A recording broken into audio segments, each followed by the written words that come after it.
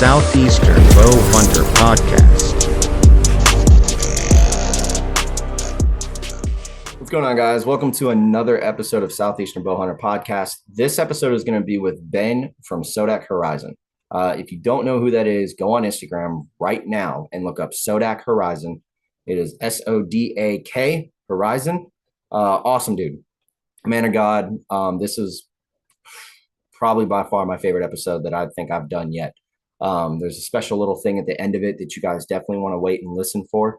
But before we get into it with Ben, obviously got to run through the partners. All of the codes that are going to be used for discounts and stuff like that, it's going to be in the description. So if you want to use that, definitely look in the description to use those. And please help support the people that help support us. So we got Working Class Bow Hunter. Obviously got the hat on, great merch. You can use that code for all the merch that's on their website. Osseo Gear, that's my camo brand of choice.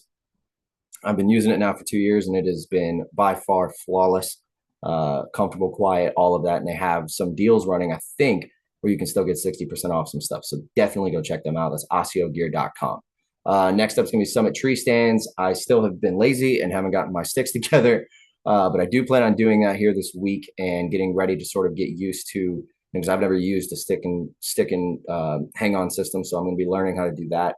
I've always been a climber guy, but still have the climber, still going to be using that. If you want to go to Summit and use and get accessories, a new climber, sticks, whatever, go to summitstands.com and use the code down below to save 15%. The Bowtique. So we talk about Mike's brand in this episode. That's actually how I met Ben, was through Mike. And the Bowtique makes the best wraps on the market, can do anything you want, or you could just get the pre-made designs, whatever you want to do. That's the boutiquellc.com. Bergie Bowsmith, actually going to be going on Bergie's podcast this week, so be looking out for that. Dude has been growing like crazy, and he is now a dealer for a lot of the brands that we use, including G5 Outdoors, which is the next partner. G5 Outdoors, that's my broadhead of choice. I'm going to be using the Mega Meat this year, along with testing out the Dead Meat V2 and the T2 on some pigs. If that doesn't work out too well, I'm going to switch over to the fixed blades with when I hunt pigs. I'm keeping the Mega Meat for deer all day long. But they have fixed blades as well. You can get the Montec M5, which is a solid version, or you can get the Striker, the Striker V2 and the Striker X, which are their replaceable blade fixed blades that they offer, and they all work phenomenally. So definitely go to G5 Outdoors, check them out. If you want to save some money, go to bergiebowsmith.com, use the code down below to save you a little bit of cash. And yeah, man, upgrade those broadheads. G5 has never let me down, and I really am thankful to be working with them.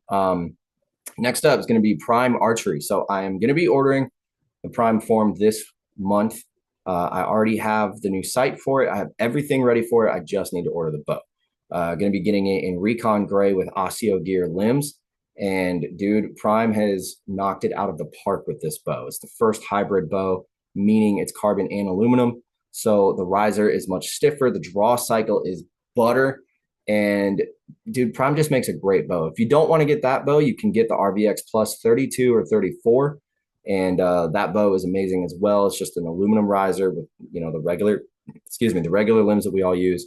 But that is a great bow. So if you want to check those out, go to primearchery.com, go build your bow today. And dude, you will not regret it. Trust me. Speaking of sights and everything else, dialed archery. My proof just came in.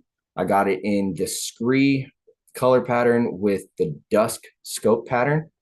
And then I got the little, I guess, light shade, I forget what it's called, doohickey on the top of the scope housing. That is in orange. That allows you to do your pin brightness. So you can make them really dim. You can make them really bright. I'm running the 10 thou pins. I changed that from last year from the Arxos because I did like the pins on that site, and you can still see it on my bear back there, but they were a little bit big. They starbursted sometimes for me. I'm getting older. My eyesight's not that great. So I got the 10,000 pins, and dude, flawless, phenomenal. That proof is an amazing site. So if you guys want to get the new dialed archery proof, go to dialedarchery.com, customize it, place the order. It is the best site that I have ever used. That Arxos was amazing. I know the proof is going to be the same way. Ace Hardware Social Circle. My boys, John and Hunter and Mark, always take care of me. They sell all the major brands that we all use.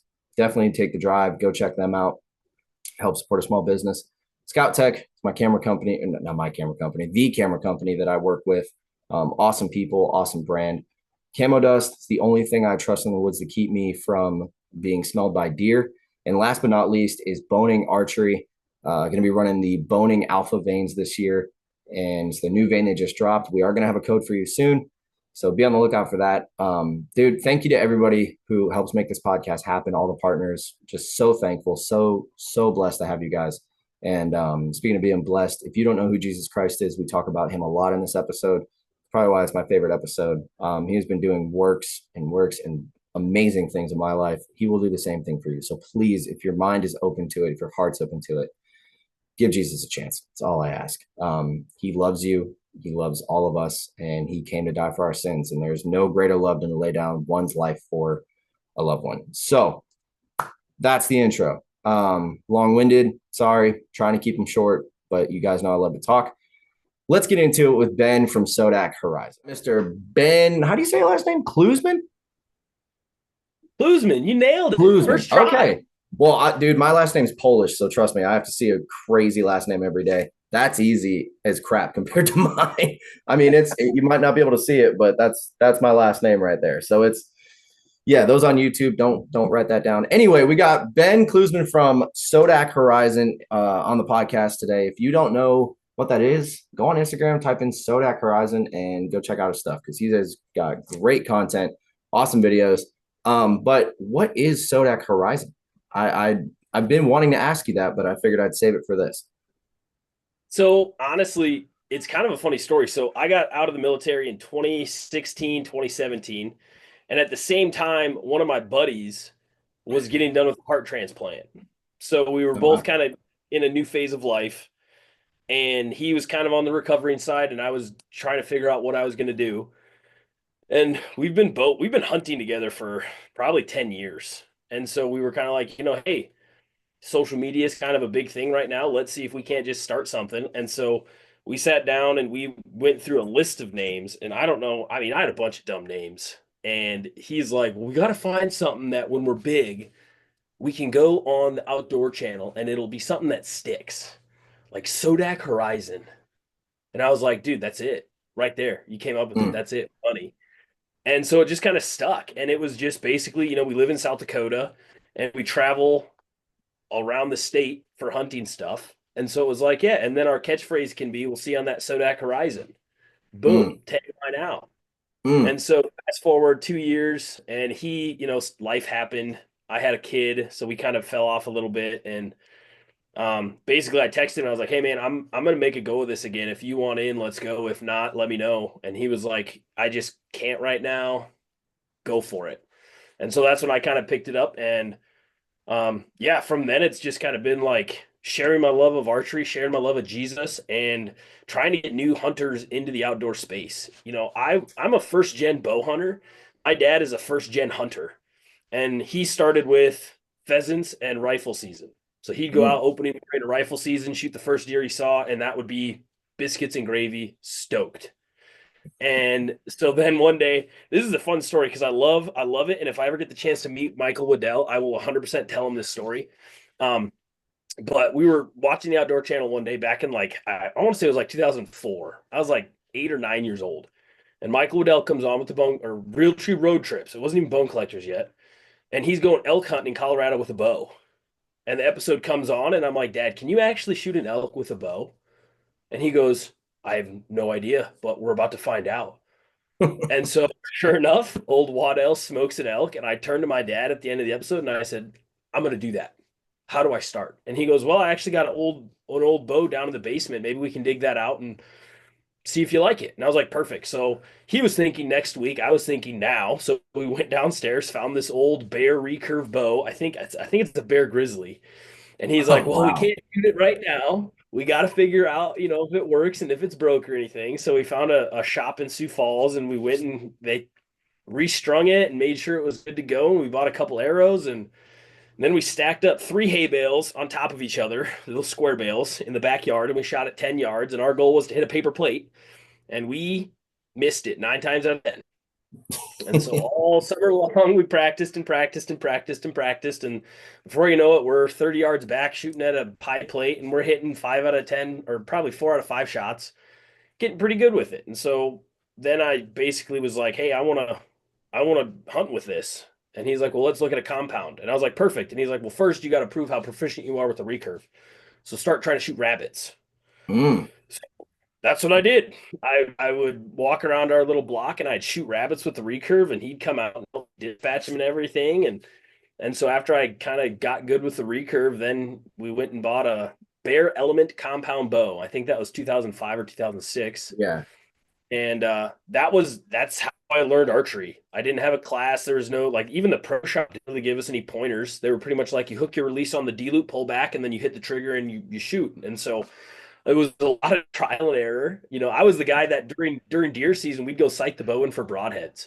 So you'd go out and you'd shoot and everything would be dialed in, and then you'd shoot a broadhead and you'd be 5 inches to the left. So you'd move your sight 5 inches to the left, and then you'd shoot until your broadheads were grouping good, and that was it. And so I killed a lot of deer without actually knowing how to tune a bow. And this was, I mean, we were shooting big old fixed blade broadheads. I don't think 2-inch mechanical cut broadheads were not legal in South Dakota when I started bow hunting. Wow. And so we were shooting, I think the first mechanical I had was a Rage 3 blade, and that was a 1 3/4 inch cut, and that was legal, but you couldn't go over 2-inch. And so I killed mini deer with a 3-inch or three blade mechanical from Rage. And then in 2008, I think, or 2009, I bought Adrenaline, and I slayed deer with that and rabbits. And we'd have these little old ladies that would call us and say, hey, can you come shoot the rabbits that are eating my garden? And we'd say, absolutely. So we'd go rolling in and pile up rabbits for the night. And then one night, crazy. So I was out in the front yard just dinking around, and my neighbor yells, there's a raccoon under my deck. So I'm like, oh, grab the bow. I run inside. My dad's like, what's going on? And I'm like, neighbor has a raccoon. I'm going to go shoot it. And he's like, I'm coming for this, no doubt. So we march out over the deck, and the raccoon runs across the road and climbs up a tree in the middle of town. And so I'm like, okay. And so a cop stops right in front of us, and he's like, what are you guys doing? And my dad's like, there's a raccoon in the tree. My boy's going to shoot it. And he's like, okay, which way are you shooting? So we point out, and he goes, okay, I'll go block traffic, go. And so he goes down and makes sure nobody's coming. And my dad's in my ear, he goes, if you miss this shot, we don't know where that arrow's going to go, so don't miss. And so I'm lining it up, making sure that if I do miss, I'm hitting the street and not hitting a house. And I smoked the raccoon, luckily, and it fell out of the tree. And that's kind of the origin story. And I've just been slaying deer. We used to be able to get 3 tags in South Dakota, 2 antlerless and any deer. And so I'd shoot the first deer I saw, and then I'd shoot the second deer I saw, and then I'd just kind of wait for a nice mature buck. And that happened a few times, and I missed. Yeah. Oh man, I've missed so many stinking deer, but that's kind of my claim to fame. We all have.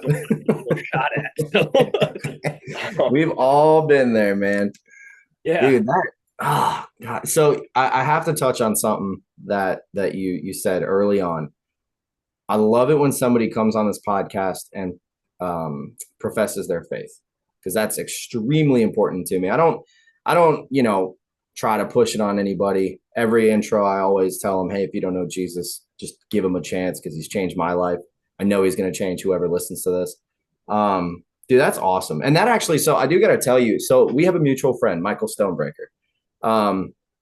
And I was on the phone with him the other day, and we've kind of been going back and forth about, guests and who to get on. And, I've had a few on that are, let's just say, on social media. And it kind of was, how can I say this respectfully? It was a good episode, but it wasn't like I don't want to say genuine, but it just wasn't like what normally happens. Let's just say that.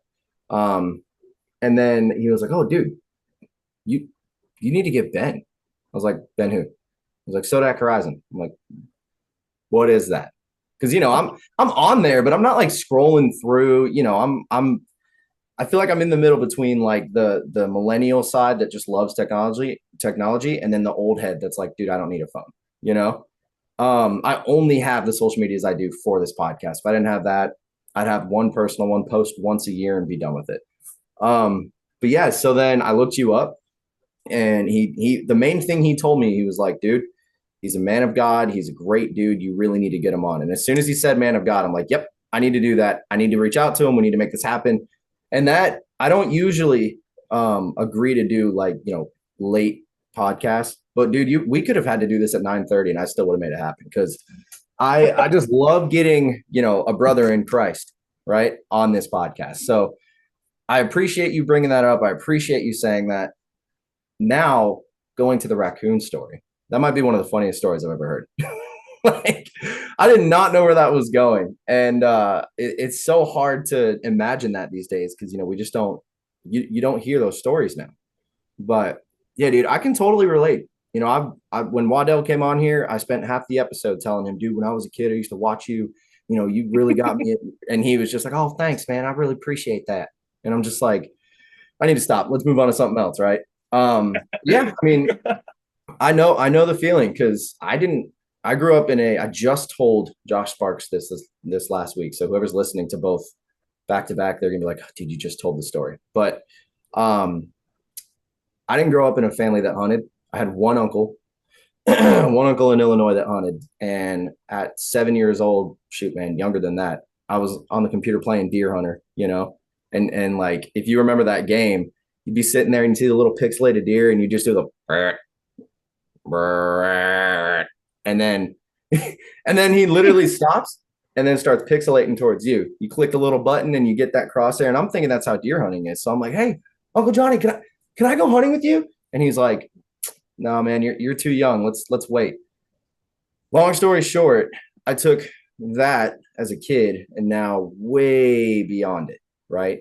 I mean, I'm looking at photos all the time, just like I'm sure you are. He just went up there I think it was shotgun season for the weekend, And so it's funny though, because seeing like where you've gone with it now, and we were talking before we started recording, and like things that are happening behind the scenes and all that stuff. It's crazy how, and I said it before, but it's crazy how like God works in that way to bring you to the point that you're at, and then it brings you and me on this podcast where we can talk about it. And dude, you got me all hyped up by that story and everything you just said. I'm almost at a loss for words. I'm not gonna lie. It's so cool. Yeah, and honestly, it's come full circle 100%. So my dad is now big into bow hunting too. We kind of both came into bow hunting at the same time. And so when I got out of the Army and I got my own house and I had started having kids, I was like, I kind of want to understand how the archery stuff actually works.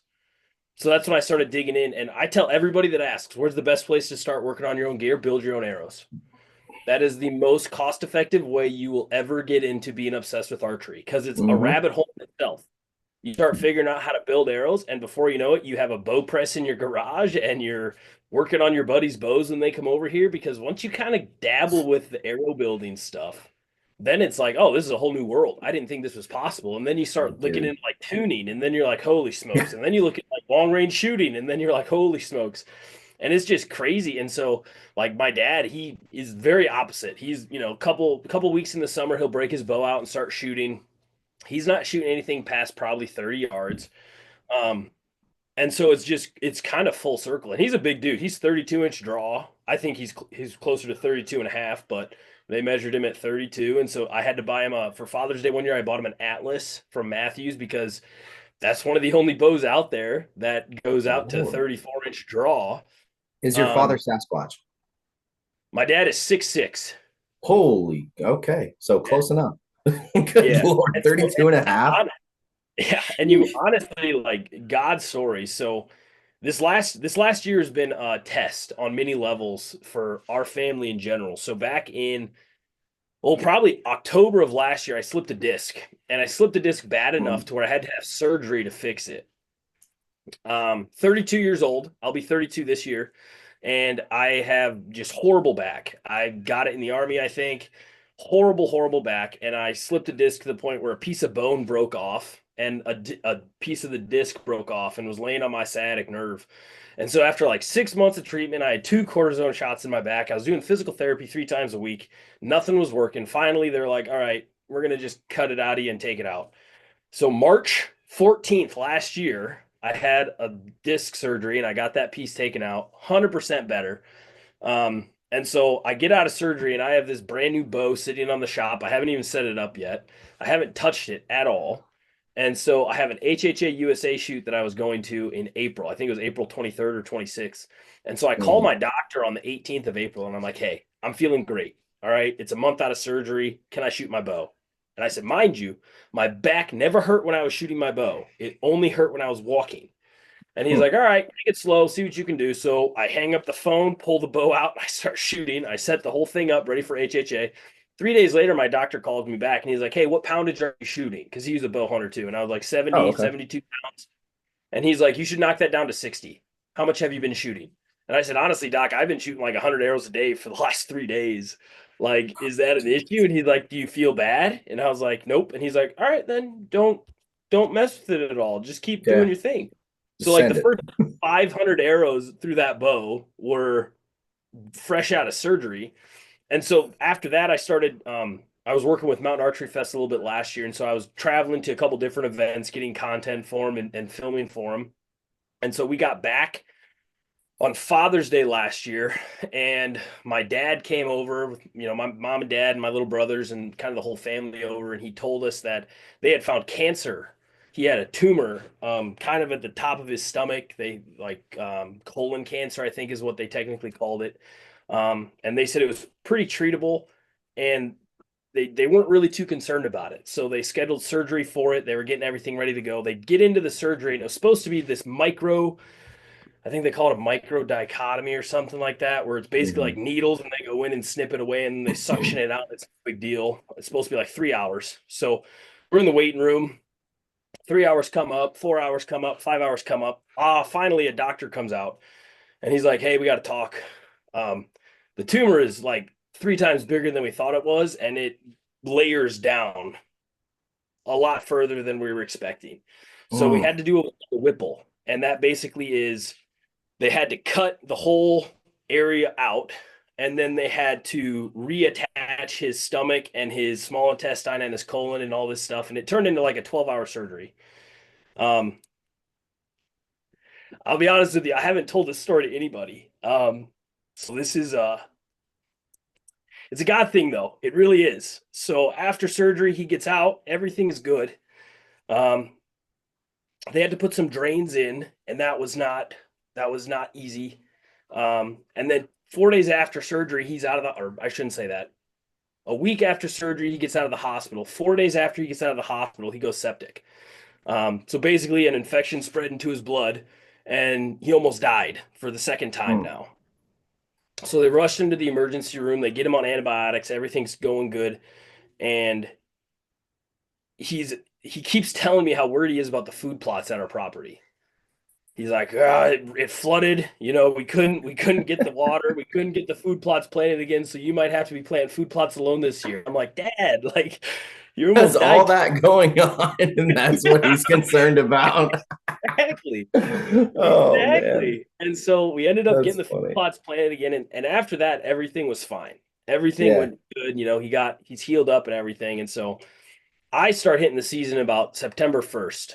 Antelope, mule deer, whitetail. I just kind of start rolling with tags, and I just kind of get out whenever I can. And he still hasn't even touched his bow yet. And so I'm sitting in a tree stand one day, and I'm like, God, I don't even care if I see a deer all year. Just let my dad shoot a buck this year. That's the only prayer I have for the entire year. So I put in, I think I did the math. It was like 200 some hours in a tree stand this year. I saw 3 bucks. That was it. And none of them were a caliber that I would call mature. I pegged the oldest one at like 4, maybe 4.5. So I let them all walk. So the first day my dad is out in the stand, he has this nice mature 4x4 walk up to him. And he's like, I'm going to shoot that thing. So he goes to pull his bow back, can't get it back on the first try. Deer's at 20 yards walking towards him. Pulls it back a second time, can't get it back. Deer's now at 15 yards. Pulls it back a third time, finally gets it back. The deer's at 3 yards. He smokes it.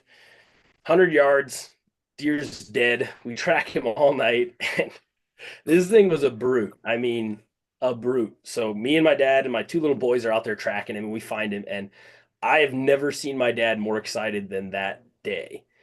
And so we're going, and I kind of pull the deer out a little bit, and he's like, I want to drag him out. Let me drag him out. I'm healthy now. So he picks him up, by the antlers. Nope, can't pull him anywhere. I'm gonna go get the tractor. And I was like, okay, I'll drag him out.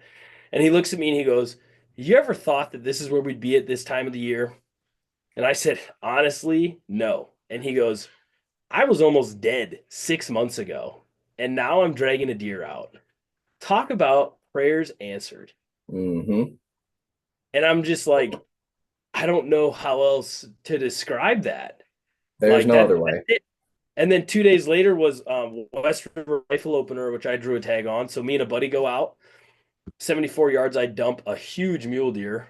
I think he's a 4x4 or 5x5. I'm actually getting him mounted right now. He's big. He's a big boy. Did you score him? No, I don't score deer. Oh, okay. Well, we need to touch on that. Not right now. It's okay. Yeah, and so it's just like this whole season has just kind of been eye-opening for me. And so that's when like 2025 started, and I was just kind of praying about it. And I was like, I feel like this social media platform that I have made about me. And I want to make a change for that. And I want to change how I'm doing everything. And it's hurt. I'm not going to lie. I don't play secular music on my channel anymore. I don't anything with swear words in it. I don't post it. I don't repost it. Anything with secular music in it, I don't post it. I don't repost it. And it's not so much. I mean, it's definitely not a benefit. I'll tell you that. My views have gone down drastically. My reach has gone down tremendously, but it's more of like a point for me to be like, this is not about me. This is not the Ben Klusmann show. This is the praise God in all situations shows. Mm-hmm. And so every morning I try to post a scripture of the day from something that I'm reading, whether it's, me and my wife's study or what I'm doing at home before work or anything like that. I try to post scripture every morning. I've had the privilege. I'm not even going to get into that. I've had the privilege to meet a lot of really cool people and to be able to bring Jesus up in a natural way because it's so infused into my page. I don't have to struggle to figure out how to bring that up. People bring that up to me, and that has been the biggest blessing of all because I've got to talk to people about Jesus and hunting at the same time.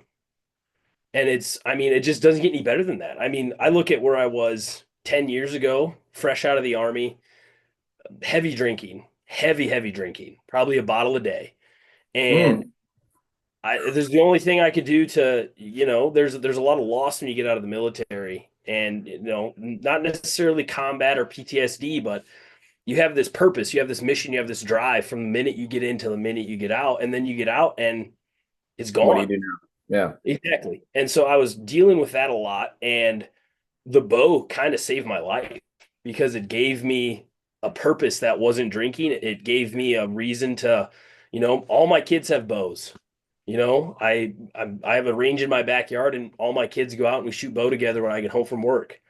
And so it's been an awesome opportunity to kind of rededicate what I've been trying to build for the last 5 years back to God as almost like an offering. Like, hey, I'm sorry I was making this about me.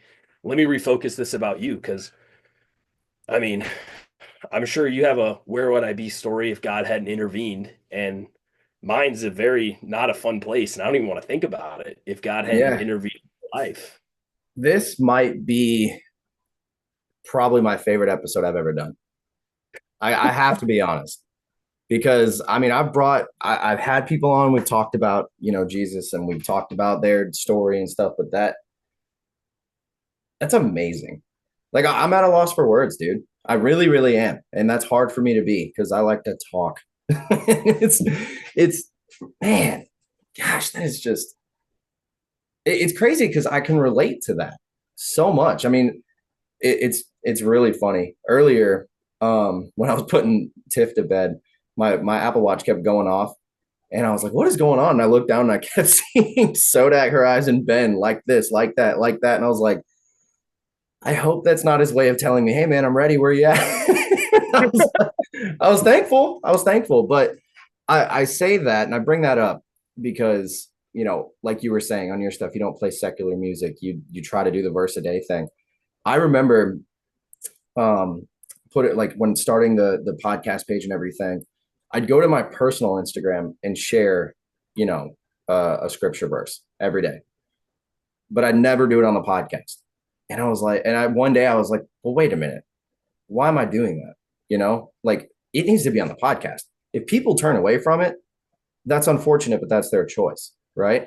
The one thing that I have, and I'm glad you brought this up. If you go and look at like all the promo reels and stuff, some of it is God focused and some of it's not. Now, some of it's just random beats that there is no words or anything on there, right?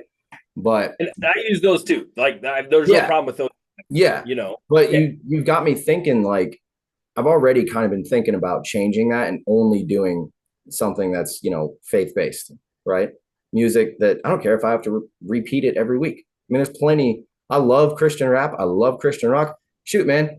One of the videos that I know you saw had, well, it's I Am the Lion, I think is the song name. And it's one of the heaviest guitar riffs I've ever heard in my life. But it's Christian metal. And it's like, dude, they have it for everything. It's there. People just have to find it.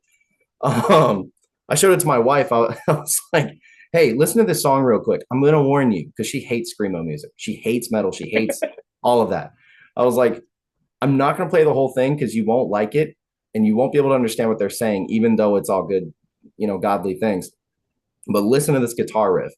And so it started and it went through the intro. And then right at the very end, it was like, wah! And I was like, all right, let me change it. Because I could see her face. She was like, what is this? I'm like, hey, Jesus likes metal too. I don't know what to tell you. Take it up with him. But yeah, man, I mean, everybody's got their, where would I be if God didn't intervene moment, story, whatever you want to call it. But seriously, this is probably my favorite episode I've ever done. I have to give you the credit there because it's awesome. I love it. I absolutely love it. But one thing I do want to ask you, so you mentioned mule deer. So South Dakota, you guys have a lot of muleys, right? We have, honestly, I really don't think I'll ever move out of South Dakota because of the plethora of game that we have. We have mule deer, we have whitetail, we have antelope, we have turkeys, we have elk, we have mountain goat, we have bighorn sheep, we have buffalo if you tag for them. There's been moose that have traveled through. There's been black bears that have traveled through. There's actually some people think that we might have a huntable black bear population in the next like 10, 15 years, which I would find that hard to believe.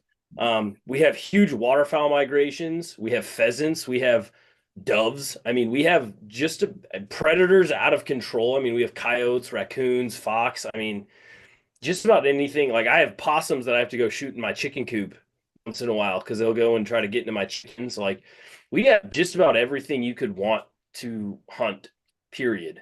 And we have pretty good guys. Like, I mean, I'm not going to say that I've shot 150-inch deer. But I think it was on the working class bow hunting. Actually, they said that like 90% of hunters will never shoot a deer over 130. Yep. I'm confident I got 2 or 3. Like I've never scored them. I couldn't tell you like, if they are or not. I don't score animals. But we have so many animals that you can hunt, and it's fairly easy to draw a tag for residents. Non-residents was fairly easy up until last year. Game Fish and Parks made it a draw system now. I found that out the hard way too. But it's awesome, and there's so much public land. If you go out west, there is thousands upon thousands of acres of public land that's just right for the I mean, it's wonderful. So the reason I was asking is because I'm looking at going out west here in the next few years. I have plans to go to Colorado. I think next year I'm either potentially going to Idaho on an elk hunt, either that or trying to go to Ohio.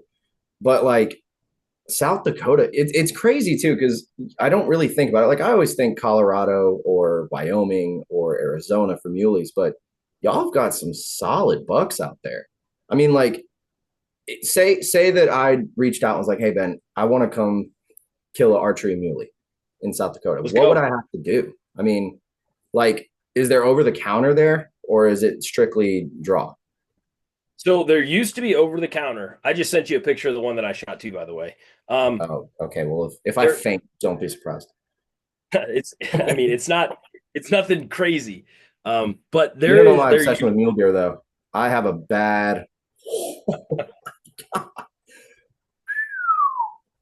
Yeah, the only regret I have on that one is I didn't bring my bow because I bear crawled into 72 yards and he was bedded down. I was there for an hour and a half waiting for him to stand up. Yeah. And I could have easily gotten into 20 or 30 yards and blasted him in his bed. Eh, this year. But Just go this year. that's, I've missed 4 mule deer in the last 6 years. I've missed 6 antelope in the last 6 years. Hmm. I've missed 4 whitetail in the last 6 years, and it's just been, dumb mistake after dumb mistake. You want to talk about making mistakes? I've made just about every one in the book. I blew up a bow because in one of our blinds there's rafters overhead, and when I Oh, shot, I hit the rafter and derailed it, and I've had that happen. I had one at 15 yards, and when I went to shoot, the top limb pocket hit the rafter as I pulled the trigger, so it just bent my bow back, and I shot a foot over its back. Didn't break anything, nothing yeah. broke. I just launched the arrow over its back. Man. I mean, Is it I've heavily wooded out there, or are you having to hunt in blinds like plains game and stuff like that? honestly, out west, it's a lot of plains. It's a lot of spot and stalk through tall grass. Find the topography that you need to get around. Where I'm at, it's agriculture. I mean, Hmm. I grew up hunting, the shelter belts on farmhouses with thousands of corn rows outside. So I found the one little patch of grass that they would come and try to get green grass from, and that's where I'd put a tree stand at.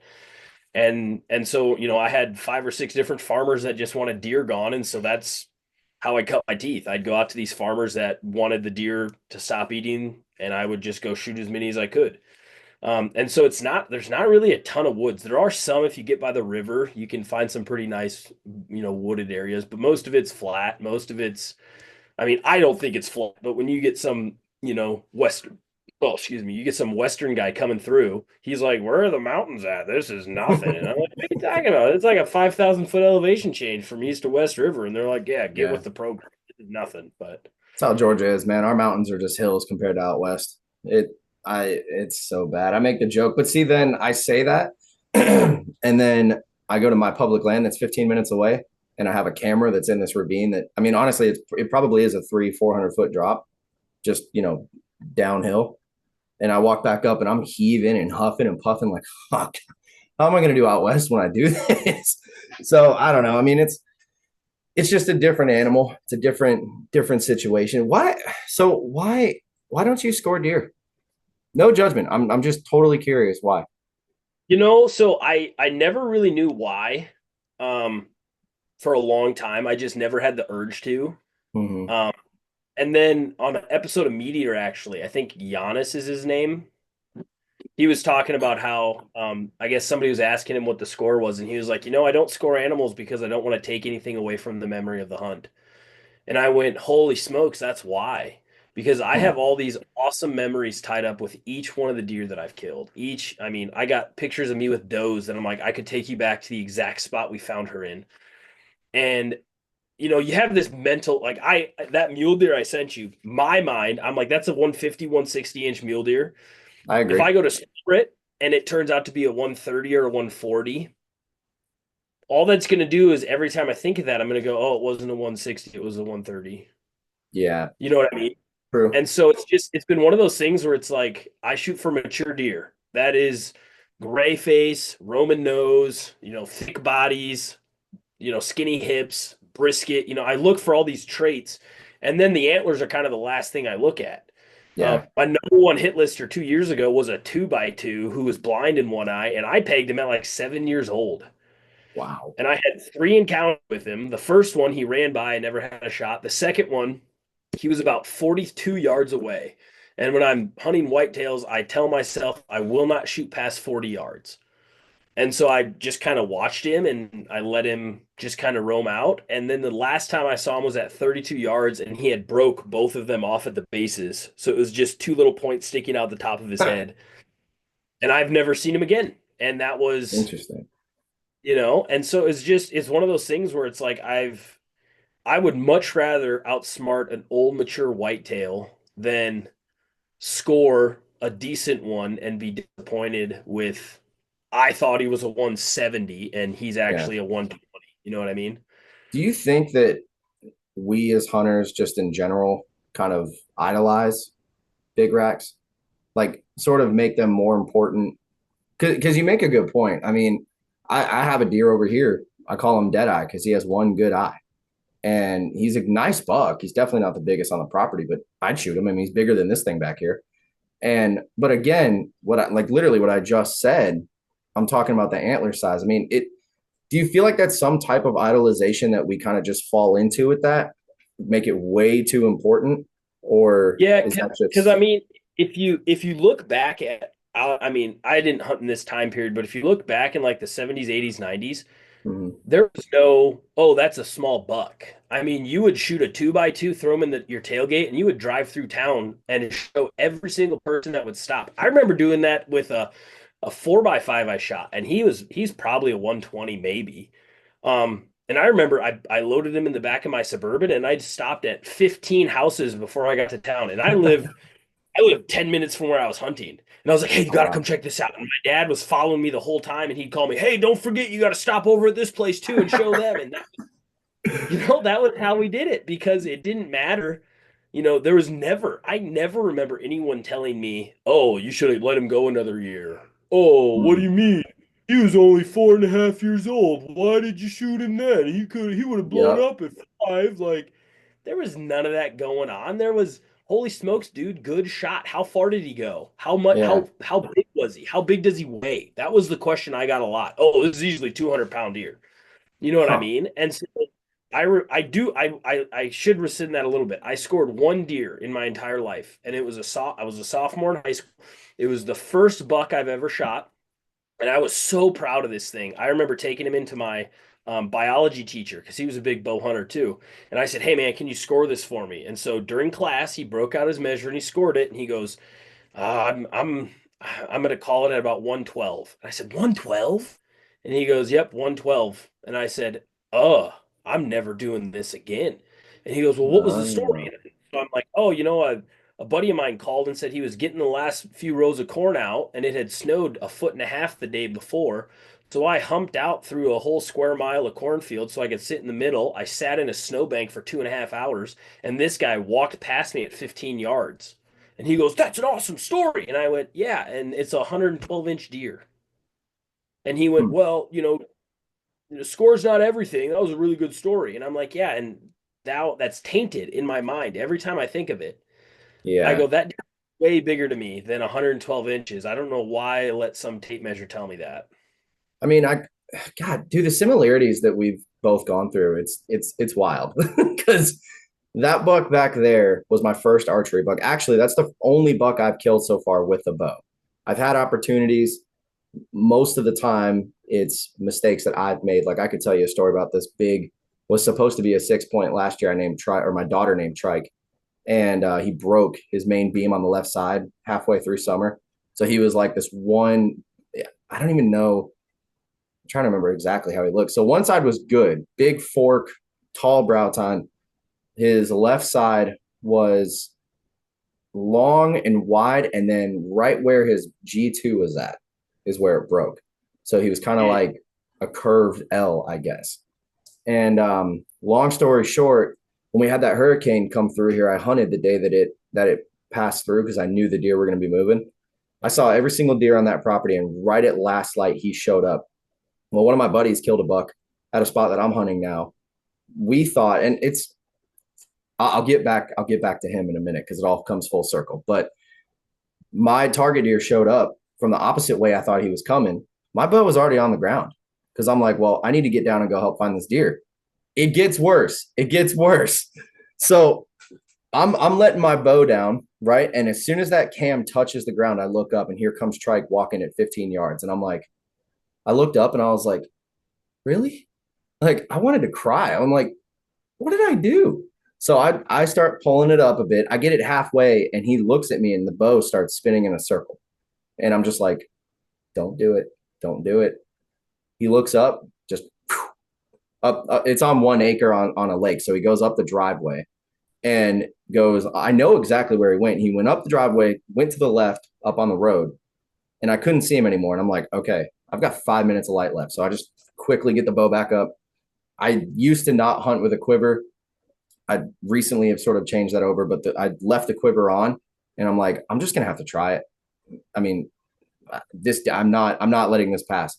So get the bow back up, unclip, get an arrow out, clip it on, get my release on the bow, and I'm standing there and I'm just looking right where I think he's going to come from. 5 minutes go by. I can barely see. And my wife's blowing my phone up. My buddy Josh is blowing my phone up. And I'm like, dude, he's probably a 5-year-old deer. He's not going to come back. So what do I do? Take the arrow off, put it back in the quiver, clip it on the rope, set it down. As soon as the second cam touched the ground, I look up. Here comes Trike, 25 yards, walking out of the wood line on the other side of the power line. And I'm just, dude, that's the only time I've ever hunted unclipped from my safety line and looked down like, nah, it's not worth it. And then so I try to get my bow back up.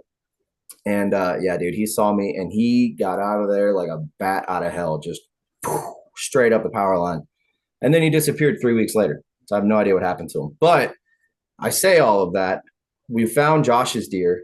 And I told him after tracking it for a mile, thanks to some coyotes, I was like, dude, this is your first Pope and Young. Now he's killed deer bigger than this, but it's always been with a gun. This is the first deer he shot that we ever thought would be a Pope and Young with his bow.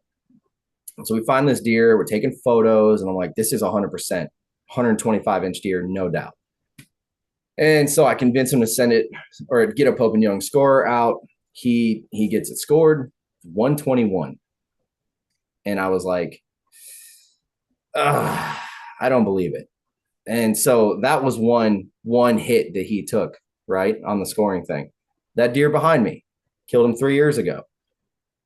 He's not super old. He might be 2.5, 3 years old. The first thing I heard from the neighbor when he helped me pull him out is, man, you should have let him go another year. And so instantly, that's in the story. I don't really care about his opinion, but it's still there. To add more insult to injury, I had him scored.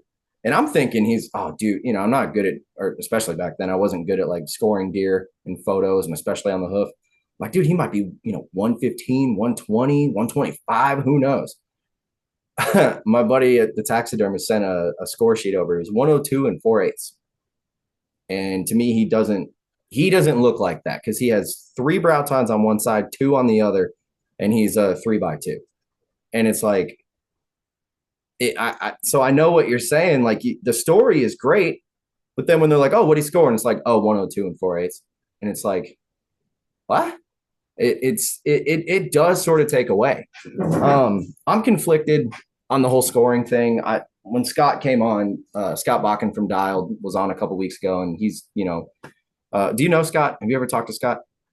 No? Okay. But you know who he is, right? You know how he works with Pope and Young and all that stuff. So we were kind of talking about that, and I told him, I'm not the only one that feels like they need to change how they do the whole scoring thing. Because I feel like when you say a deer is gross score 180, but then his net score is 130, you just took 50 inches off that deer. That is not right. Like, do the water displacement thing, do some sort of scanning. It's going to cost money, but so, man, you got me really thinking about this scoring stuff. I may not even score mine now because I get the concept of it though, because initially the whole purpose of those clubs were to manage the health of the herd. Mm-hmm. And so if you look at it from like a science standpoint, no, they're not scoring it to say you have the biggest buck. They're scoring it to say, okay, this was a 5.5-year-old deer. How come it only got to 125? What resources is it lacking or not eating or not have access to or choosing not to eat that's making it that small? But in my opinion, it's like, if I were to ever get a deer scored, if Game Fishing Parks ever called and said, hey, we really like you to turn in your antlers for the last 5 years so we can score them, I would say, okay, don't tell me the score though. I don't want to know it. Because in my mind, I got a 150-inch buck up there that was 250 pounds full. I got 135 at least up there that one of his brow tines is bladed out. So if I ever need a knife, I just go crack that thing off and I got a knife. I mean, and each one of them has a story that I love. Yeah. And so to try to diminish that story with, oh, he's only because that's how I see a lot of people talking. they'll be like, "Oh, that's a nice buck. What'd he score? Oh, he's only 138. Oh, he's Mhm. only 152." Well, he's not only anything. He is a successful harvest from you. He is a trophy in your mind. Why are you diminishing that by Yep. You're saying taking away the from them. score doesn't match that? Yeah. And then the worst part is, and why I probably never will, is because what they're doing to these kids that are getting involved in it now. Oh, dude. When you ask a 15-year-old what the score of a deer is, and then you downplay that when he tells you it's a 115. I shot, the funniest story I have is I've shot 4 deer rifle. The fourth one is the mule deer that I just sent you. Mhm. Um, the first one I shot, I thought was a doe. So that tells you the size of the antlers. It barely poked through the ear line. It's a And straight by stud. Yeah, just money. And I remember running up to it going, "Dad, it's a buck. I had no idea this was a buck. I can use these for rattling antlers or something. Like, this is awesome." And so fast forward 2 years later, my dad had the fun idea. I'd shot a couple big bucks since then, and I had a few with my bow already. And he goes, "Well, I wanted to give you a Christmas present." And he hands me on a rope these two little antlers. And Mhm. he goes, "These can be your rattling antlers." And he makes a joke. I laughed my head off. Like, it was Yeah. hilarious. But if that was someone's first year, can you imagine the confidence that that person has after shooting that deer? Because, I mean, look at the buck that you shot. The confidence that you have after that, you feel like a caveman. You're just Oh, like, "Ah, dude. what I've done." And I then to couldn't have even somebody, get through the door. My head was so big. yeah. And then I got the And score then back and I was like, oh, never mind. Yeah, and then to have, and not even an official scorer, but your neighbor. "Oh, you should Yeah. have given him another year." Ugh, dude. I What? was mad. I honestly, I'll never forget it.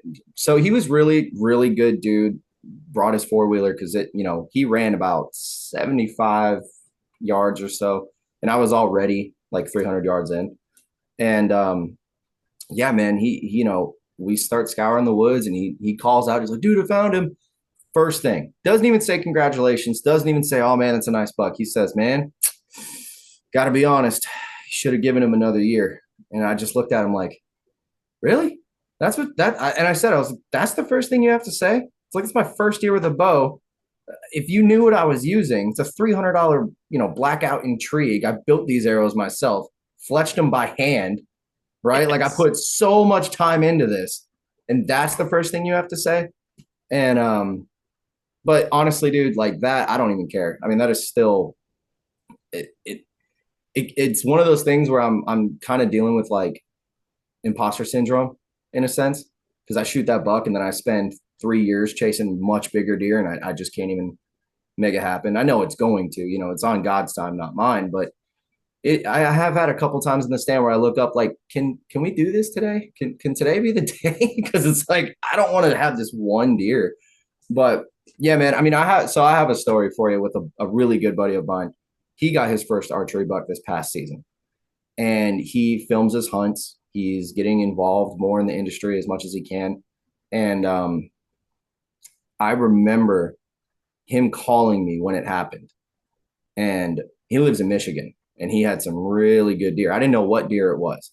I was like, "Hey, dude, what's up?" And he goes, "Man, I just shot my first archery buck. He's this, and this." And I'm like, "Dude, that's awesome." I was like, "What?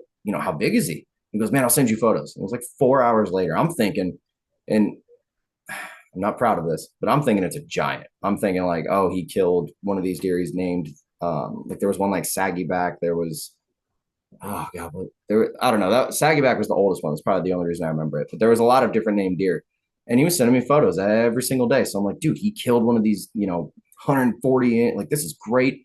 Sends me a photo, and it's this 2-year-old 6 point, maybe 75 inches. And I had to think for a minute before I responded because I was like, well, what? Obviously, say congratulations. Super proud of him. Super happy. It took him 9 years to do this. So I am not going to say anything to take away from him. And I had a moment where I was like, well, wait a minute. Yes, it's not a giant. It's not a state record. It's not, Pope and Young, whatever, but this is his first archery buck. That's a good buck. That's a really good buck. So I called him up and I was like, dude, awesome deer. I was like, that is great. And the first thing he said to me was, yeah, he's not as big as the other ones I was after. And I stopped him. I'm like, whoa, whoa, whoa, whoa. Don't. I was like, don't do that. Do not take away from this deer.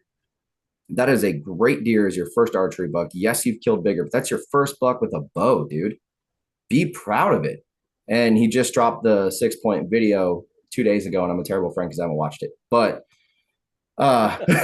been busy. when you spend all day watching season 4 of The Chosen, the deer video can wait.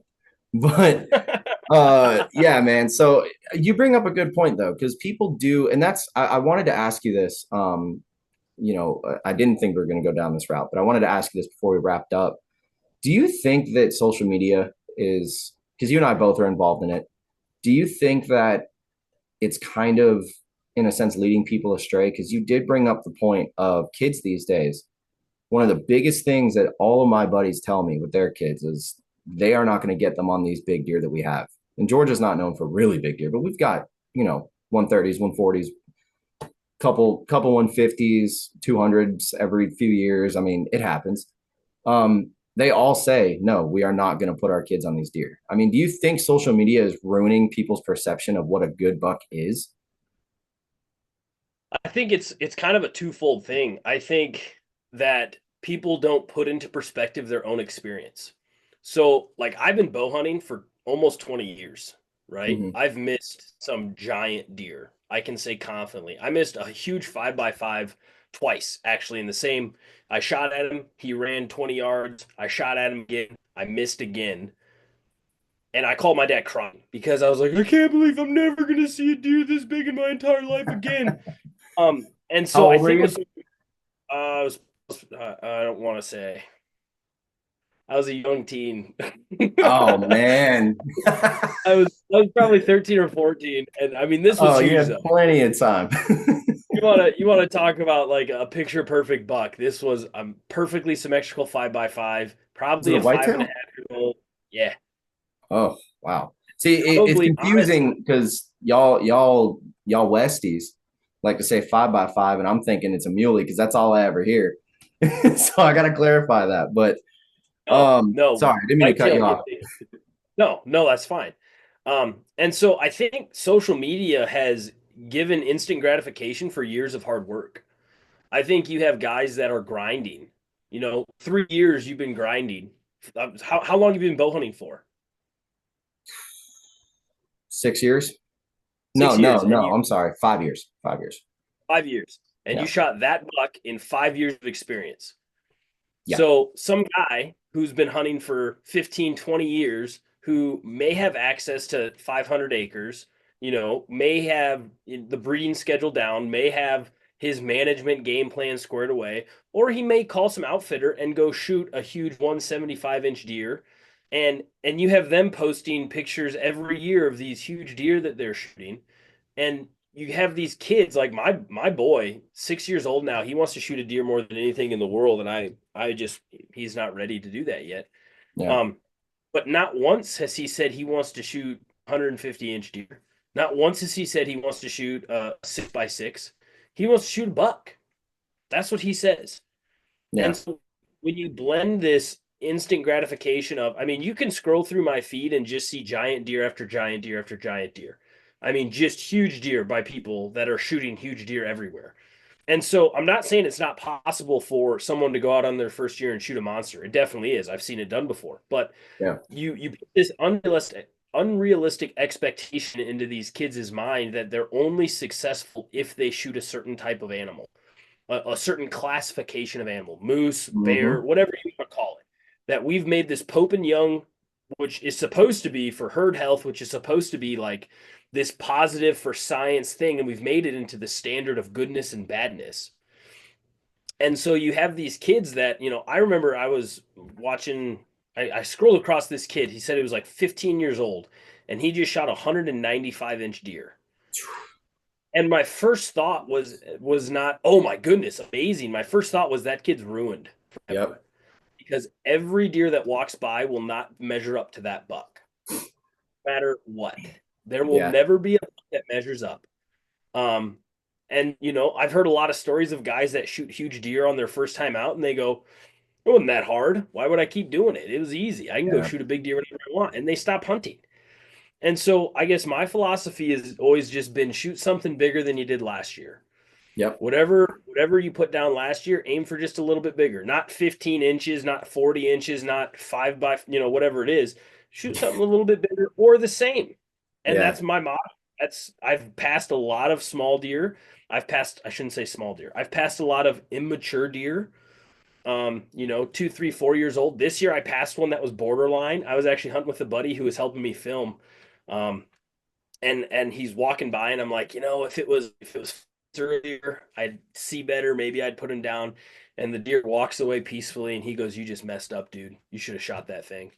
And I went, "Well, if it's meant to be, it'll be. There'll be another deer that comes by or there won't." And it is. And so I think what social media has done more than anything is just given unrealistic expectations and the expectation that you have to meet this or you're not successful.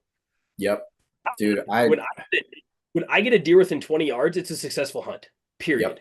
Yep. If a deer can come in within 20 yards of me without noticing me, success. Regardless of if it's a 6.5-year-old monarch or a 2-year-old or a newborn that might have spots on it still. I've had that before. Yeah. I don't having a deer that close is awesome. And or like a huge thing that I try to do is I try to celebrate the trophies for people. Not be what the hunting industry deems a trophy, but it's a trophy to you, and you should be proud of it, regardless of what the know-it-alls on the internet say. Because there's a ton of trolls on the internet that'll go off on these people for shooting tiny deer, and then you go to their profile page and they've never shot one. Yep. Dude, I love talking about this because it really brings out like what's actually happening. I mean, and I'm guilty of it too. I mean, this past season I had I think he was a 7-point, probably 2.5 years old, but a solid 7-point. I mean, this buck, he makes another 2 years, he's going to be one of the bigger ones on the property. But the amount of times I had that I could have shot him, I mean, it had to be 10, 15 times. And it's funny because I went about a month of watching this deer and just being like, nope, I'm going to pass you. There's, 3, 4, I had 6 shooter bucks on one property this year.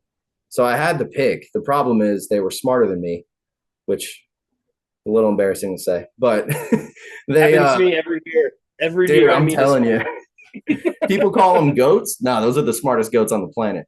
But I say all that because, I had this buck at 15 yards for a month. And then towards the end of season, I finally said, all right, if he shows up, I'm going to shoot him. And that was after I had one of my other target bucks show up maybe 3 weeks or so before I decided to do that. And of course, he gave me a shot. The problem is the sun was going down. There was a few trees in the way. I could have chanced it, but I don't like taking bad shots. I shot 3 does this year and only recovered 1. So if that tells you anything, it was one of those years. But what's funny is I finally decided, all right, if this 7-point shows, I'm going to shoot him because it's been 2 years since I've shot a buck. I just want to get one on the ground. Like I like skull mounts. Like I've got mine over there. I've got 1, 2, 4 deer in this room. I want to start adding to it, And I got to the point where my last sit, there was a spike in front of me. And I texted my buddies. I'm like, boys, I might do it. I was like, I really might. Because I've always said I'll never shoot a spike. I've had that standard since day one just because I know what I'm out there for. But I was hurting so bad. I was like, dude, I really might actually shoot this goat right now. It looks like a goat. And God was not having it that day. I pulled my bow down and I'm clipped on and I go to draw back. And as soon as I do that, because he was facing me, he looks up and he just gone. And I just let back down, put my bow back on the hanger, looked up and was like, okay, I hear you. I was like, it just ain't supposed to happen. And I think the problem is that we see all of these different deer. You go on Instagram right now, it's not even hunting season, and you'll still see, anything ranging from 140s all the way up to 260s. And people see that, and if they don't realize, like, that's not realistic for everybody. Finding a 140 in Georgia is like finding a needle in a haystack. There's a few of them. I've had probably 5 on camera since I started hunting. Have I killed any of them? No, I've seen one in person. And that was on public land 3 years ago or 4 years ago now. And I didn't even know he was there. I thought he was a squirrel. I turn around and here's this giant 25-inch wide buck that could have been all of 150, 160. And, it didn't work out. But it's like, that's not hunting. Shooting big deer every single year for the average guy is not hunting. If you're Lee Ellis from Seek One and you have the time to go find them, yeah, a couple 150s. That man's truly blessed because he shot what 3 200s in the past 2 years. I mean, that's just a whole nother level right there. But that's not realistic.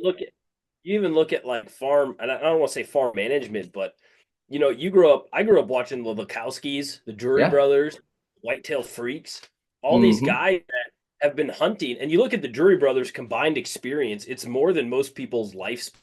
Oh, 100%. Right? They have 120 years, if not more, of experience built into these two dudes that started a farm that grow.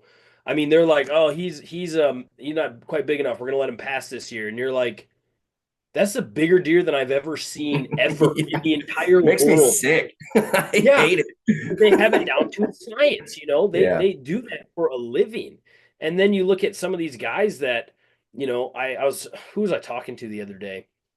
And we were flipping back because I have, pictures of all the deer that I've missed because, I have pictures when they're running away and then crop them and try to make them look, decent. And he goes, oh yeah, I passed on a buck about that size 3 times. And I'm like, really? Why would you pass on a buck that size? Oh, I just want my first one to be a big one. And I'm like, you've never shot a deer with your bow and you're passing on a buck that size? Yeah, no, I just want, and it's like, I get the wall candy. Like, I really do. Like, I love adding antlers to the wall. It is a huge perk that I think of hunting. Obviously, the experience, the time with God is probably my number one. I love being out in nature. The experience of wildlife in their natural habitat, the meat that you get from it. That my wife actually was a vegetarian when I met her, and I turned her to the dark side, so now she's a meat man. But there's so much more that goes into it. Even planting food plots. It starts for us in May. We start tilling stuff up, start spraying for weeds, then we start planting food plots, and me and my dad, it's kind of turned into an obsession of figuring out what's the best stuff to put where. But there's just this like almost looking down your nose at people that aren't shooting 150 plus inch deer, and I just don't understand it.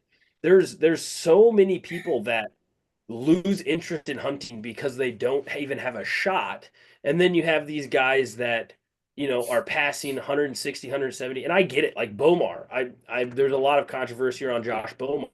Like it or not, he shoots big deer, and he has that same standard. He's a 190, but you're not going to shoot 100 or 200 inch deer if you shoot a 190. I get that. I 100% get that. But for 90% of the world, if not 95, that's like shoot the first deer you see. The best thing you can do is get reps.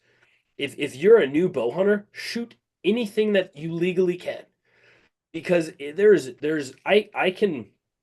know when the switch hits, because deer will be coming out, and the first deer I see of the season, my blood pressure spikes. I'm just adrenaline, and then I calm myself down, and I'm like, okay, everything's good. And then that same spike will happen when there'll be a field of deer, and maybe the buck that I'm wanting to shoot is coming in. He's 20 yards, and he's just chilling, and I'll be calm as a cucumber. And then when that little switch in my head goes, I'm gonna shoot him. Boom! I'm through the roof again.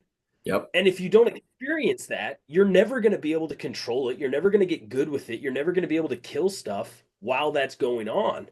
Yeah. And so, like, you have to experience that. And I always said the minute that I stop getting excited about shooting a doe is the minute I'm going to stop hunting, because the antler size should not determine the success of a hunt. Just like killing a deer should not determine the success of a hunt either. Oh, 100%. I mean, it's funny you say the day you stop getting excited about a doe. I get worse buck fever from a doe than I do a buck. Like that's why I only found the one out of the 3 that I shot. Now, there was a few other things, speaking of Bomars, that, I was between broadhead companies and testing stuff and trying, different things. I tried the beast head, shot one doe. She died 30 seconds after I shot her 30 yards away. Beautiful. Second one I shot, I if I sent you the photo, I just talked to Josh about this too. If I sent you the photo of the arrow, you'd think it's a double lung and she's dead. And I tracked that deer 1,000 yards, full pass through, arrow super bloody, never found her. No blood trail, nothing. But I was really nervous because it's this doe that's been blowing at me all season. And I'm like, dude, I can finally, get rid of this thing and, put meat on the table and do what we're here to do. And then I don't find it. Right. But it's the nerves, and I noticed it this year, and it's like, why? You know what I'm saying? But I know why, because we love to do what we do. It's the antlers are cool. And this is something I've really started kind of pondering about, is like, the antlers are cool, right? Yeah. When I'm 80 years old, however many deer I've killed by then, my grandkids, my great grandkids, or just my wife, whatever, I can be like, I remember that deer when I was about 35 and then I just trail off because I'll probably have dementia. But my point is that you get to look at them and remember what happened. But that's not what it's all about. It's big deer are cool, but getting to be out there with God and seeing the world wake up every time. And I mean, I call the woods my church. Like, my grandparents hate it. And some people that listen to this might be like, oh man, if you're, praising Jesus and you're pushing him and you're professing all this stuff, you should go to church as much as you can. Maybe I should, but I don't feel as close to him in a building as I do in the woods. And some people have a problem with that. Some people don't. But that for me is what hunting's all about. Like, it's funny. I was listening to, I've been running through the New Testament a lot. This is like my third time running through it. And I just got into Acts, and I want to say it was Acts, I think it's Acts 10:13, where Jesus is talking to, I want to say it's Peter. Yeah, Peter. And he's like, go kill and eat. And he's talking about the animals that he was showing him in heaven. And it's funny because I just had an argument with a family member about this, because they got on to me about not feeling bad about shooting that last doe. Because I did say some things I'm not proud of. It's like, oh, well, she's dead anyway. She's not going to blow up me now. I don't care. It's not right to say that. I don't actually feel that way. It's just comical, right? But I read that and I was like, it's crazy the people that have a problem with us hunting, yet we were given permission and authority to do it, and I feel like, and to circle it all back, when we see this stuff on social media and it's ruining people's perception of it, and then you've got a 13-year-old kid, saves up all his money, right, and gets a bow and goes out there and gets efficient enough with it to be able to kill something, kills his first deer and it's a spike, post it on Facebook because he's super proud. Say he's joined, like what I did. You join a bunch of Facebook groups. You start talking to people that hunt. You get advice. You do this. You do that. And then someone comes in and says, "Man, why'd you shoot a spike? Really? You're not gonna, dude? What are you doing?" That kid could never hunt again. And it's taking people away from what we were given authority to do. And it's like, people will miss out on that, because that kid could maybe not know who Jesus was then, but 10 years down the line in the tree, he might have some experience that he's like, oh my God, I've been missing this my entire life.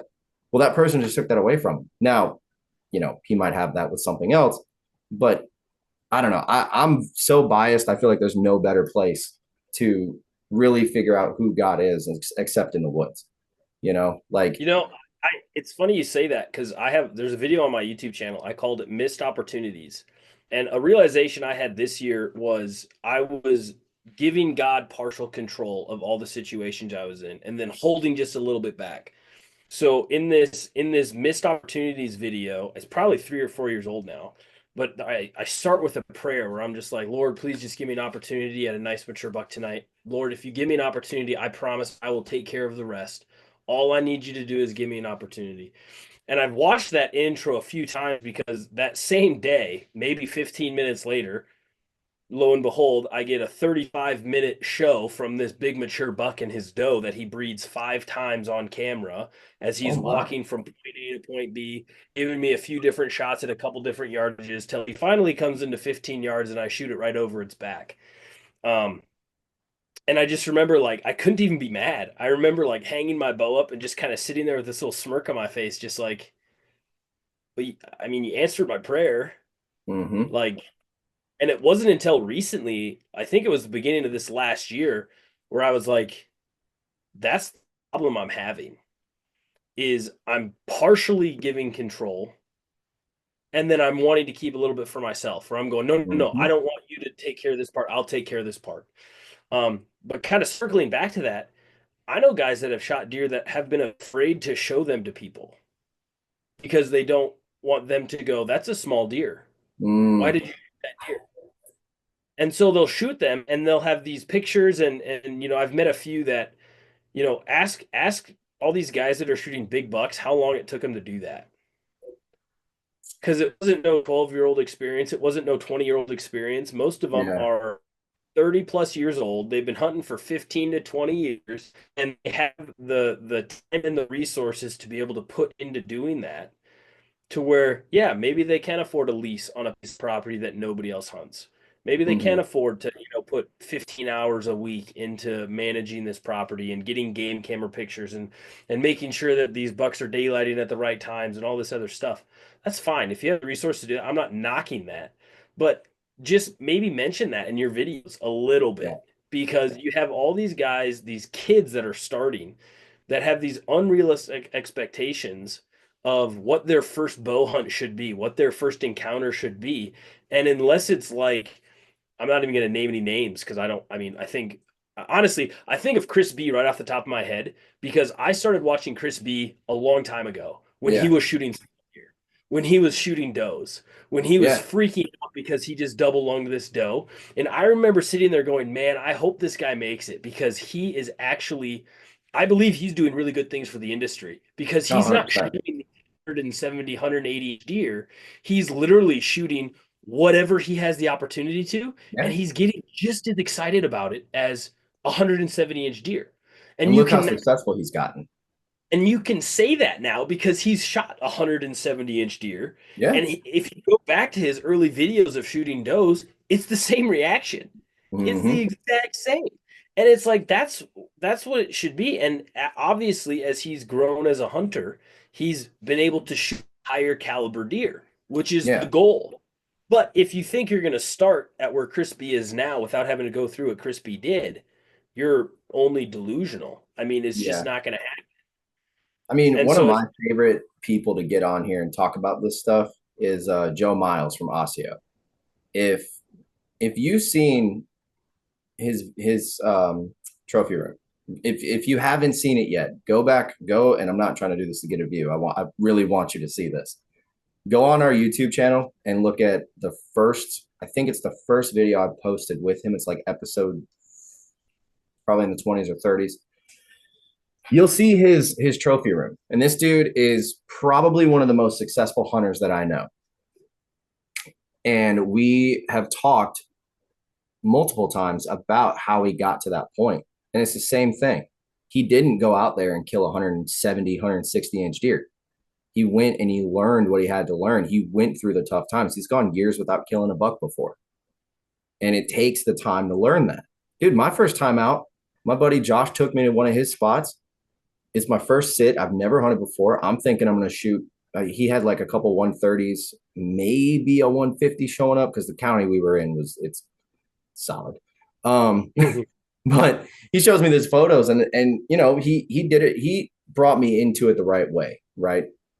He was like, yeah, man, it's big deer. That's all he said.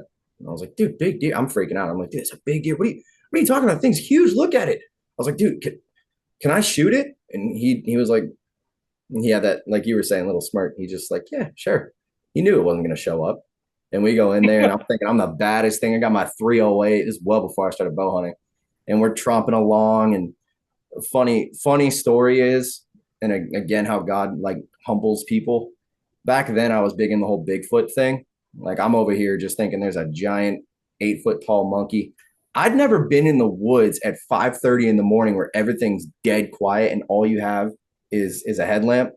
And so I'm standing behind this dude. He's like 6'2", big dude, but I'm like looking around like it's really thick in here. I was like, I can't see anything.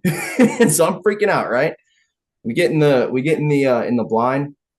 You know what my first deer was? Probably a 50-inch 8 point. that had just shown up, shot him. Yeah. Was it easy? Sure. Was it a giant? No. And that day, being humbled not only about the whole Bigfoot thing, like, dude, you're not the baddest thing in the woods, which now I'm not into all that, but that helped me get on the track of being humbled in that sense of when you're out here, you're not the, and yeah, we don't have anything here, but still, you don't know what's out there. There could be a black bear running through, and next thing you know, that 400-pound sucker's right on you, right? It's a little extreme, but you get what I'm saying. And then that buck shows up, and he's nudging me to shoot him, and I kill him, and I'm like, oh, this is what hunting is. Like a lot of people don't go into it, myself included, knowing that your first year is probably going to be a spike. If not a spike, it's going to be small. Now you might get lucky, but you don't know what you're doing. You're not 99% of the time, you're not a mature 6.5-year-old buck that just for some reason his brain's not there that day, and he looks at you and you get the shot opportunity on him. So man, I don't know. I feel like we're preaching the deer gospel right now. I really do. I really, really do. But look, we've been going on for about an hour. I want to get you back on soon. So if you have I don't want to say the freedom, if you have the free time within the next month or two, I want to get back on here and talk a little bit more about some of the stuff we've talked about. Maybe talk more about like the SODAK Horizon journey. I want to hear more hunting stories. But for the people who haven't heard of you, kind of unfortunately, like how I hadn't, where can they find you? And I have a special thing I wanna finish this off with, but I'll tell you that afterwards. So where can everybody find you?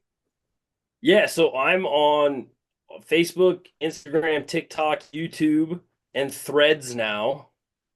Threads. That's the Instagram spinoff to whatever. Yeah, I'm on all that stuff. SODAK Horizon. You can type it in anywhere and find me. It's not like I'm fairly well unheard of, so don't feel bad. Like I'm a nobody, to be perfectly honest with you, who God has pointed me in a few really cool directions that I've been able to meet some really cool people. Some of the guys at HHA Sports, awesome people over there. I've got to meet some really cool people through them. And Hot Shot Archery, they were kind of the first company that kind of gave a look to me, and I've got to meet some really cool people through them too. And so yeah, I'm a nobody. I really am. I'm just a guy who loves Jesus and loves his bow and wants to try to bring that out in my page, and that's what I do. So don't feel bad about not knowing me, man. I'm nobody worth knowing. Hey, that is not true. That is not true. Like I said, this is my favorite episode I think I've ever done. And look, man, that's saying we've had guys, and no knock on them at all, but we've had, T-Bone on here, Waddell, all of those dudes, really great dudes, really awesome episodes. But getting to be able to speak openly with somebody about like the faith and what Jesus has done for us. I mean, I really hope that this kind of plants that seed in some people. I've been seeing a lot of it on social media, people coming to them and whatnot. And I mean, this small portion that we're doing right now, hopefully will grow. I like to say mustard seed a lot. I tell my buddies and my wife that all the time. And it's funny because it usually works. Like there's a whole long story about that. Long story short, we were playing a game and me and my wife were on a team, and she didn't realize that I was actually paying attention because a lot of times I don't, right? I'm not a big gamer. And so she's freaking out. And it was a card game, with the family. And I just looked at her and I said, hey, mustard seed. We ended up winning. And I looked at her and I was like, so you gonna trust me now? Like in them rare moments you can see your wife, is that what you mean? Yeah.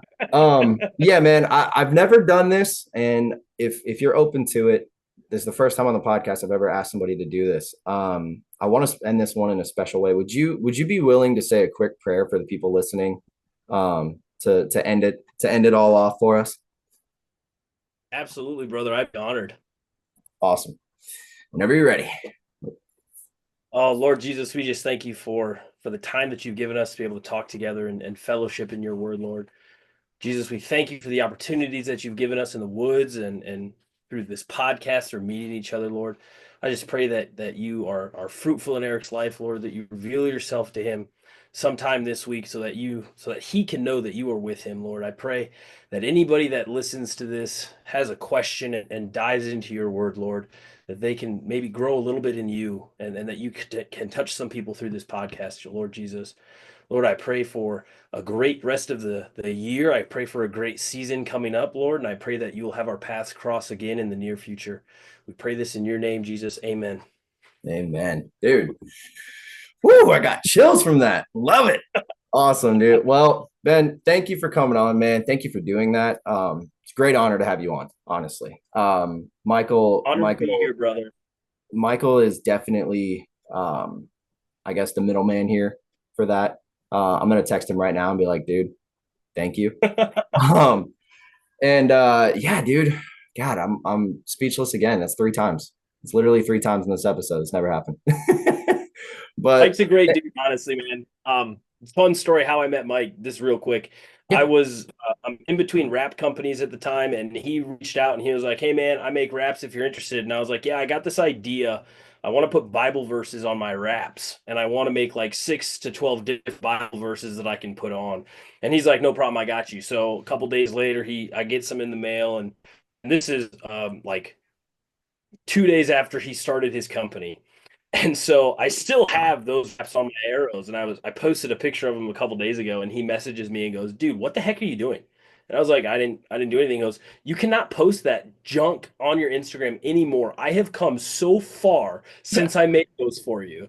And so that's when he sent me the prototype for the Faith Over Fear wraps that I'm putting on my new arrows. And it's literally David holding Goliath's head up saying Faith Over Fear.